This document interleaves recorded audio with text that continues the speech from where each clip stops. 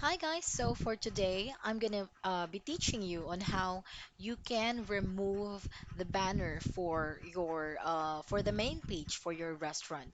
This one, the one in the blue color. So I'm gonna teach you on how to remove that. Okay, so let's go to the our Mucho Taste account. So you need to log in, and when you log in, you can go here on the settings and you can go to website and open design mode and you can see the header option here.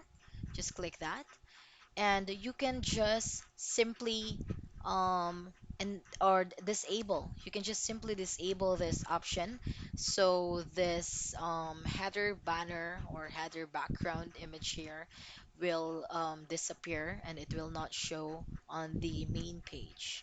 All right, so let's just save that and let's see on the preview of how it will look like.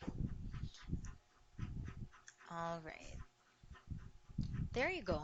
So the banner has been removed now.